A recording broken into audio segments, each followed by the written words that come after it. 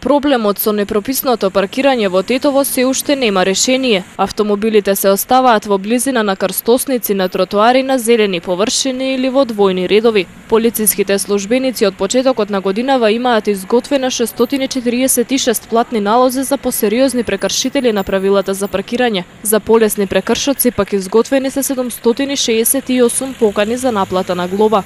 Од СВР Тетово информираат дека во изминативе 9 месеци активна е и асистенцијата на ПАЈАК службата. Подигнати се вкупно 385 непрописно паркирани возила. За жал, сликата на градските сообраќајници секој ден е иста. Централното градско подрачје во периодот од 12 до 16 часот е целосно блокирано од непрописно паркирани возила. Тука е и проблемот за непостоење на соодветни паркинг места каде граѓаните би можеле да ги остават своите возила, се жалат граѓаните. Го паркирање нема тоа, гледате како е. Јас сум шетал сат време около, камина пола сум паркирал кола, нема нигде, ни пласни ништа. Возилата паркирани никако, што гледате по тротоари. Едно, друго, пешачките премини не се почитуваат. Што е ова? На ова мало нека проблемот со возачите. Треба да се апелира за тоа.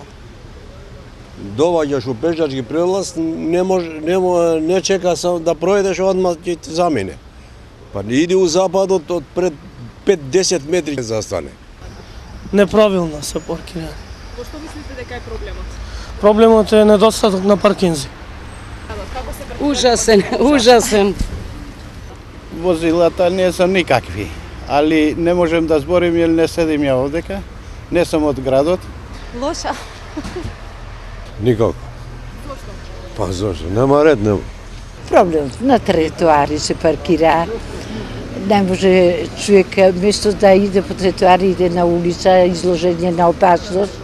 Казнети и опоменати се и речиси 120 пешаци, најчесто за движење по коловоз, поминување улица надвор од пешачките премини. Во овој период регистрирана е и 61 несреќа во која учествувале пешаци. Целта на ваквите контролни активности кои ги спроведува полицијата е подигање на сообраќајната култура и кај возачите и кај пешаците, заради што истите ќе продолжат и во наредниот период.